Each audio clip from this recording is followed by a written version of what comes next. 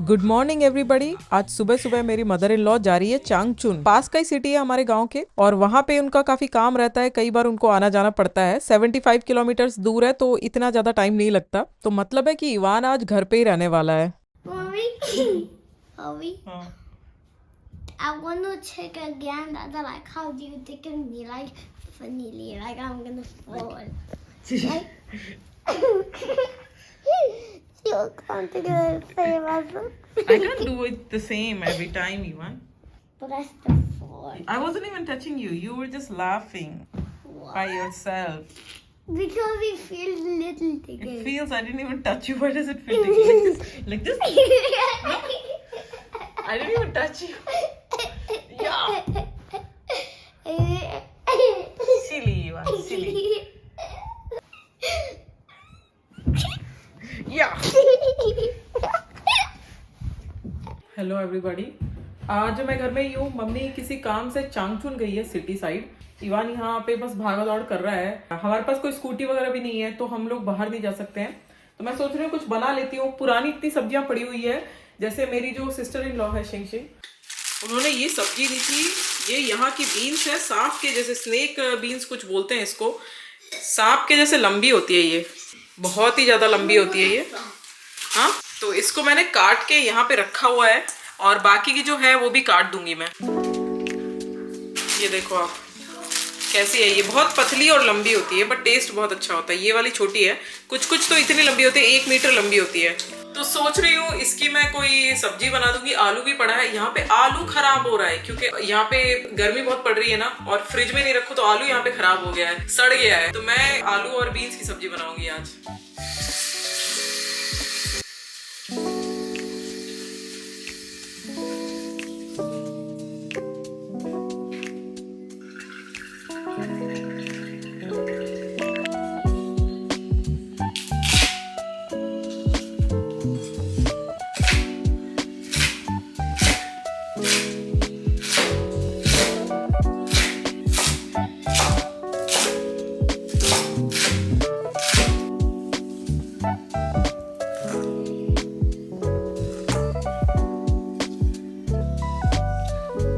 How do they cook on susu? They have a hole. They don't have a bum like people. Yeah, the animals don't have bums. Yeah. But SpongeBob has a peak. इवान सच में बहुत ज़्यादा curious है। पूरे दिन मुझसे सवाल करता रहता है कि ऐसा क्यों होता है, वैसा क्यों होता है। इवन इतनी छोटी छोटी बातों पे क्वेश्चन करता है, जैसे उस बिल्ली ने इस तरह का एक्सप्रेशन क्यों दिया, या उस डॉग ने इस तरह से मुझे मुड़ के क्यों देखा। तो कई क्वेश्चंस के मैं आंसर ही नहीं दे पाती हूँ। एनीवेज, थोड़ी देर में बारिश हो गई और इवान बोलने लग गया कि मुझे नहाना है बारिश में फर्स्ट टाइम। और इवान को ना बचपन से ही अपने फेस पर पानी पसंद नहीं है। बाथ टब में बैठ जाता था और वॉश बेसिन में पानी से खेल लेता था, लेकिन मुंह पे इसके जरा सा भी पानी लगता था तो रोने लगता था, और बारिश में भी कभी भी घर से नहीं निकलता था। तो ये फर्स्ट टाइम है कि ये बारिश में खेल रहा है, नहा रहा है। It's raining tacos. Tacos on the sky. Tacos. Honey, do I fly? Tacos do I? It's raining tacos. तो हमारा जो फ्लैट है वो फर्स्ट फ्लोर पे ही है हमारे बिल्डिंग के, और मैं नीचे गई थी इवान को नहलाने के लिए बारिश में, और जैसे ही ऊपर आई देखा कि हमारे दरवाजे के बाहर ये पैम्फलेट जो है ये गिरा पड़ा था। तो इसमें बेसिकली मैंने इसको ट्रांसलेट करके देखा कि कोई नया सुपरमार्केट यहाँ पे आसपास खुला है, वहाँ पे जो डिस्काउंट वगैरह चल रहे हैं सब्जियों के, फ्रूट्स के, वो सब इन्होंने मेंशन करके रखे हैं। The next day. और अगले दिन इसकी दादी भी वापस आ गई चांगचुन से। आज मैंने इवान को वही कपड़े पहना दिए जो शिंग शिंग ने इसको गिफ्ट किए थे इसके बर्थडे के टाइम, और काफी अच्छे भी लग रहे हैं। फर्स्ट टाइम एकदम व्हाइट कलर का शर्ट पहना इसने। ओके, गो गो बाय। और अभी इसकी दादी इसको लेके जा रही है। 我就这样的，你吧，给这个车推的，这个。 तो सुबह मेरी मदर इन लॉ इसको घर लेके गई थी अपने दूसरे वाले, और फिर दोपहर में आ गई और वो मुझे भी ले जाना चाहती है। तो पहले तो मैं समझ नहीं पाई कि क्यों ले जा रही हैं, फिर पता चला कि कोई गेस्ट वगैरह आए हैं, उनको मिलाना है मुझसे। हमारे पास थी तो एक ही स्कूटी, तो उन्होंने यहाँ पे एक शॉप थी, उसमें जो लेडी काम करती थी उसकी स्कूटी अभी बोरो कर ली है हमने 1 घंटे के लिए। तो मैं वो स्कूटी ड्राइव करके इनके साथ साथ इनका जो पुराना वाला घर है वहां जा रही हूँ। तो यहाँ आने के बाद आज पहली बार मैं जा रही हूँ अपने पेरेंट्स इन लॉ के घर में, जो इनका प्रॉपर घर है। और यहाँ पे मैंने देखा कि ऑलरेडी कुछ गेस्ट लोग आ गए थे, पहले से ही बैठे हुए थे डाइनिंग एरिया में। और यहाँ पे कुछ बातें चल रही है इनकी, मुझे कुछ समझ नहीं आ रहा था, बट मैं यहाँ बैठ के ना टेबल पे सुन रही थी, सबसे हाथ वगैरह मिलाने के बाद। और मैंने देखा है कि यहाँ पे लोग सोफे से ज़्यादा डाइनिंग टेबल पे बैठ के बात करना पसंद करते हैं। मे बी क्योंकि ज़्यादा लोग बैठ पाते हैं एक साथ, या फिर ज़्यादा कन्वीनियंट होता है इस तरह से बैठना। ये देखो इवान यहाँ पे अपने धुन में है, अपना डांस किए जा रहा है इतने देर से यहाँ पे। और ये इतना खुश इसलिए हो रहा है यहाँ पे क्योंकि इतने सारे लोग हैं ना। बच्चे मुझे लगता है कि अपनी सेंस ऑफ सिक्योरिटी को काफ़ी सारे लोगों के साथ या क्राउड के साथ जोड़ते हैं। ज़्यादा लोग होते हैं तो उनको ज़्यादा अच्छा लगता है, भले ही वो बात करे ना करे। और फिर ना थोड़ी देर बाद हम लोग वापस घर आ गए। स्कूटी भी मैंने लौटा दी जिनसे ली थी हमने। और शाम को इसके दादा आ गए, इसको पार्क वगैरह में घुमाने के लिए लेके जा रहे हैं अभी। Okay bye bye Ivan, bye bye bye bye. Bye-bye. I'll come back soon. See you later. Okay, see you later. See you tomorrow. Okay, bye. Bye. Go fast. Sit behind the car, okay? The next day. और अगले दिन जब मैं सुबह उठी तो देखा कि इवान ऑलरेडी मेरा फ़ोन लेके मेरी फ्रेंड प्रियंका को मैसेज कर रहा था। Mama, to send it actually. There we go. I love you, Priyanka Masi. तो इवान की आदत है कि फ्रॉम टाइम टू टाइम कभी इसकी नानी को, कभी दादी को, कभी पापा को प्यार भरे मैसेजेस करता है, खूब सारे इमोजीज वगैरह डाल के। इसे जब से पता चला है कि इमोजीज कैसे भेजते हैं, तब से ये सेलेक्ट कर करके ना अपने पसंद के इमोजीज, किसी को मिस कर रहा हो तो उसको भेज देता है। तो प्रियंका की इसको अचानक से बड़ी याद आ रही थी क्योंकि काफी टाइम हो गया उससे मिला नहीं, और वो भी ना किसी दूसरे सिटी शिफ्ट हो गई है तो हम अभी मिल ही नहीं पाते हैं। तो ये इसको इतने सारे सेलेक्ट करके एक एक ना यूनिक हार्ट और एक एक यूनिक टाइप की चीजें भेज रहा था। सच में इवान है ना, दिल से एकदम सब कुछ करता है, दिल से ही हग करता है, मैसेज करता है। उसे वर्ड्स वगैरह टाइप करने तो नहीं आते हैं, तो ये टेक्स्ट से स्पीच वाला फंक्शन यूज करके ना मैसेजेस लिख देता है। मैंने ये चीज इसलिए रिकॉर्ड की ताकि मैं प्रियंका को बाद में दिखा सकूं कि देख मैंने नहीं भेजा है, इवान ने भेजा है, नहीं तो उसको भी लगेगा कि कैसे मैं अजीब से मैसेजेस कर रही हूँ। 喝的给凉了。哎，回家都喝，你不用warm就能喝，不用非得烧热。没事，站吧。 दोपहर में आज शिंगशिंग भी आ गई घर पे। मेरी मदर इन लॉ और शिंगशिंग ने प्लान बनाया था कि बैठ के सब खूब सारी डम्पलिंग्स वगैरह बनाएंगे। अभी वो पानी गर्म कर रही है कुछ अपना पीने के लिए। मैं तो बॉटल वाला ही पीती हूँ यहाँ पे आके, लेकिन बाकी सब लोग यहाँ का बोरवेल वाला पानी उसको गर्म करके पीते हैं। और यहाँ पे मदर इन लॉ ऑलरेडी उनका जो घर है वहीं से पूरी स्टफिंग बना के ले आई थी, और आटा भी वो वहीं से गूंद के ले आई थी। यहाँ पे बस उसके गोले बना के उसको बेलने का काम करना है।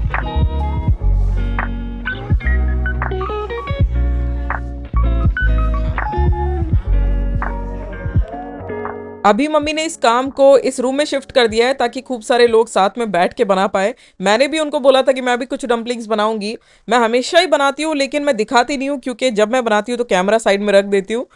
लोगों को लगता है कि मैं कुछ नहीं करती, बट क्या कर सकते हैं, ऐसा ही होता है। 就是拍出来干活，人家那说的，就是拍不干。谁说的？妈，那个评论。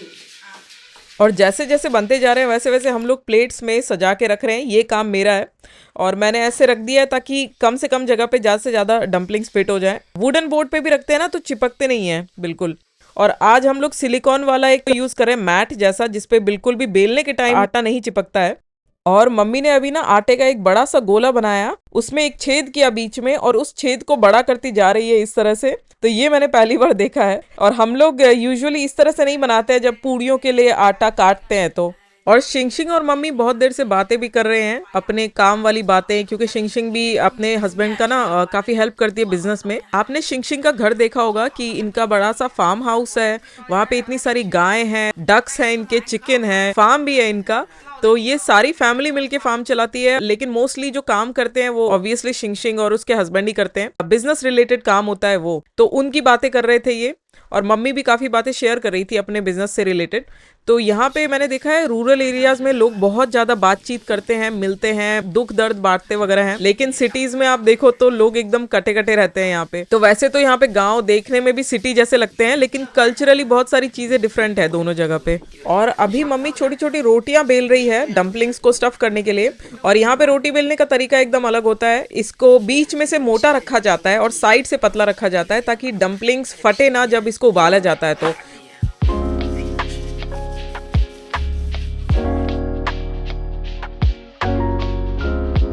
और मोस्टली लोग उबालते ही हैं, मैंने स्टीम करते हुए बहुत ही कम देखा है। स्टीम तब करते हैं जब या तो रीहीट करना हो या फिर इनको जब स्टीम्ड बंस बनाने हो तो। लेकिन ये नॉर्मल वाले जो मोमोज टाइप की डम्पलिंग्स होती है ये उबालते ही हैं।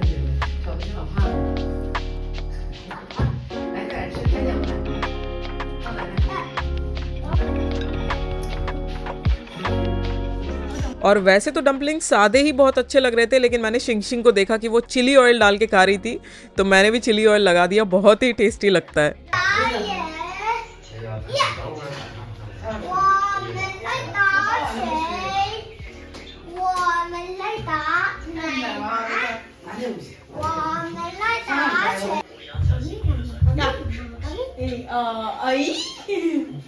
Okay, now you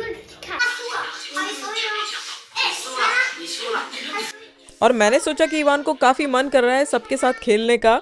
ये सब पे ही कपड़ा देके मार रहा था, इसका मन कर रहा था कि लोग इसके साथ खेलें। और मैंने देखा कि इसके दादाजी भी कोई न्यूज़ सुन रहे थे फ़ोन पे, तो थोड़ा ये सैड हो गया था। तो मैंने सबको बोला कि एक गोला बना लेते हैं, इसके साथ खेलेंगे और इसको हमेशा याद रहेगा कि मैंने सबके साथ बचपन में खेला था।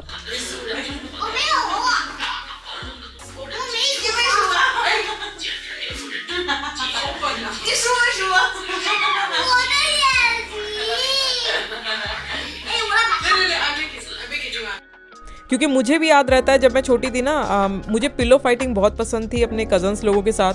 अभी भी मेरी वो फॉन्डेस्ट मेमोरीज में है।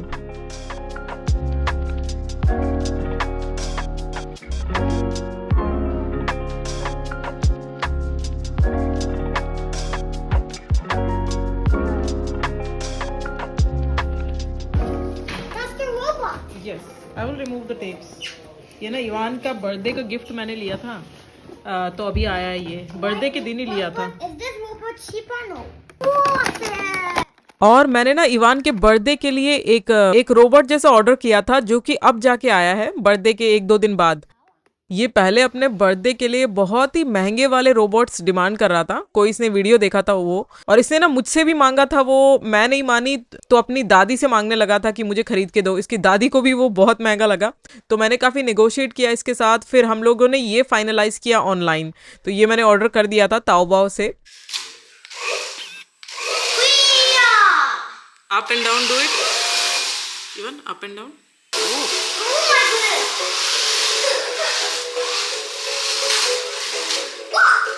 ये रोबोट जैसी चीज मुझे पड़ी 1000 रुपीज के आसपास। और जो इवान मांग रहा था वो यानी एक जगह पे रखने वाला था, वो हिलता भी नहीं था। आई थिंक एलिक रोबोट या कुछ नाम था, वो था 15-20 हजार का। तो मैंने इसको बोला कि ऑलरेडी एक आईपैड मैंने इसके लिए लिया है, अभी एक सस्ते रोबोट से काम चला ले। और इवान इसलिए पूछ रहा था शुरू में कि ये सस्ता है क्या, क्योंकि आजकल इसको समझ आ गया है कि कोई चीज़ सस्ती है तो शायद इतनी अच्छी ना हो, लेकिन कई बार ना सस्ती वाली भी अच्छी मिल जाती है। तो ये रोबोट तो काफ़ी अच्छा इसको लग रहा है।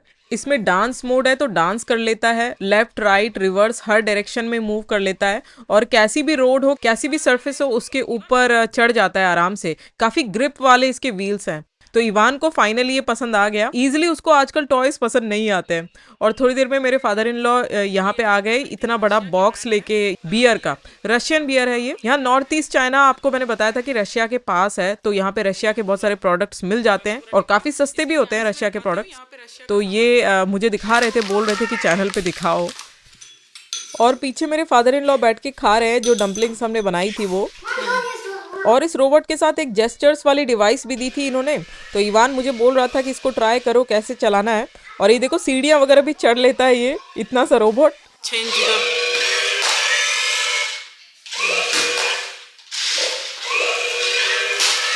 तो यानी अगर मैं इवान को लेके बाहर गार्डन वगैरह में जाती हूँ और मुझे रिमोट नहीं लेके जाना है, तो सिर्फ हाथ में इसको ये पहना सकते हैं और इसी से वो चला लेगा, लाइक चलते चलते रोबोट को भी साथ में लेके जाएगा रोड पे। और ये रोड मिट्टी हर जगह चल जाता है, तो बहुत ही मल्टी फंक्शनल टाइप का है ये। Also songs. Then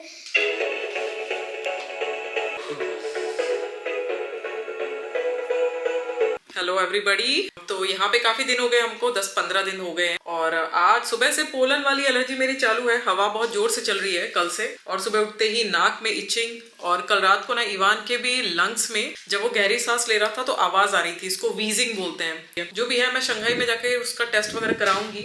फिलहाल मैं बनाने वाली हूँ दही। मैंने कल जमाया था यहाँ पे, मैं आपको दिखाती हूँ। तो ये एक दही है जो मैंने ऑर्डर किया था ताओबाओ से। तो मैंने 0 शुगर वाला दही ऑर्डर किया था, ये सोच के कि मीठा नहीं आएगा, बट ये भी इतना मीठा है कि मैं इससे कड़ी वगैरह नहीं बना सकती। तो मैंने इसको यूज किया है दही जमाने के लिए। तो इसमें ना कल मैंने दूध गर्म किया था और राइस कुकर में मैंने थोड़ा दही जमा दिया है। इतना कुछ खास नहीं जमा है, लेकिन काफी खट्टा हो गया है। तो इसकी मैं अभी कड़ी बनाने वाली हूँ, which I am missing a lot. और ये बेसन मैंने यहाँ पे ऑर्डर कर दिया था ताओबाओ पे। पता नहीं मैं शंघाई से क्यों नहीं लेके आई, क्योंकि शंघाई में इतना सारा बेसन था मेरे पास। लेकिन मैंने सोचा कि 10-15 दिन के लिए शायद जा रही हूँ, तो कौन सा मैं कड़ी वगैरह बनाने वाली हूँ। लेकिन अभी यहाँ पे इतना टाइम हो गया है और मेरा स्टे थोड़ा एक्सटेंड हो गया है, तो मैं ना बहुत मिस करने लगी थी बेसन को, पकौड़ों को, दही को, कढ़ी को। बेसन हो तो कुछ भी बना सकते हैं, सब्जियां हो या ना हो। काफी दिन से मैंने चाइनीज खाया, बट अब मेरा ना खाने का मन नहीं कर रहा है। बहुत ज्यादा नॉर्थ ऑफ चाइना में ना इतनी ज्यादा मीट हैवी डाइट है, सब्जियां ये लोग बहुत कम खाते हैं, तो मैं काफी मिस करती हूँ। सब्जियों को मैं बहुत मिस कर रही हूँ। वेजिटेरियन फूड मैं बहुत मिस करने लगती हूँ। और कितने बार मैंने बारबेक्यू खाया, आपने देखा होगा। तो मेरा कोटा है ना मीट का हो गया है पूरा। I don't think I need more protein any more.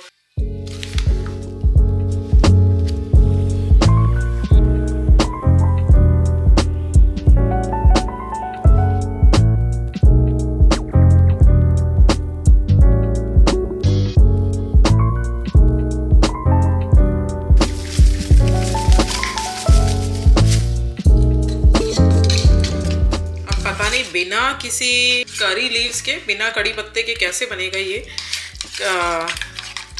बिल्कुल फ्लेवर नहीं आएगा। But I can't just get all the ingredients. अपने खाने में, इंडियन फूड में लगते भी इतने इंग्रेडिएंट्स हैं कि बहुत मुश्किल होता है सारे इंग्रेडिएंट्स ढूंढना, वो भी अलग कंट्री में। तो जैसा भी है, बस कड़ी बन जाए।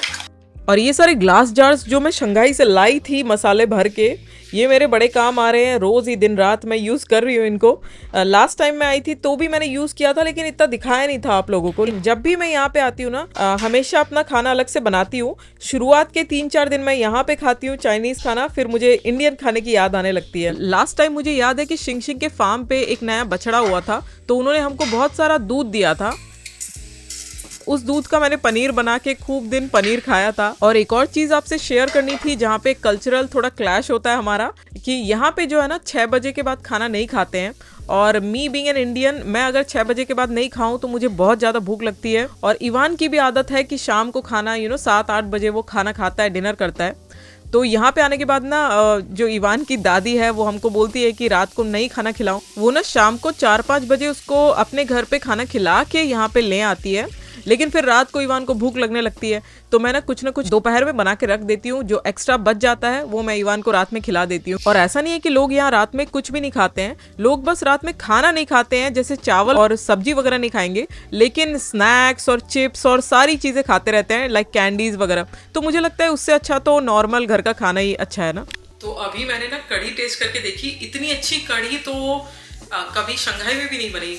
जबकि मैंने कड़ी पत्ता नहीं डाला, मेथी दाना या फिर वो कसूरी मेथी वगैरह कुछ भी नहीं डाला है। बहुत ही सिंपल बनाई है। मुझे रीजन ये लगता है कि ये जो दूध मैं यूज कर रही हूँ ना, शायद इसमें से थोड़ा सा बकरी का दूध है, और जो दही जमा है वो भी बहुत खट्टा जमा है, बहुत अच्छा जमा है। This must be the reason. The quality of milk और dahi matters a lot in कड़ी कैसे बनती है उसमें। एकदम ऑथेंटिक गाँव वाला टेस्ट आ रहा है इस कड़ी में।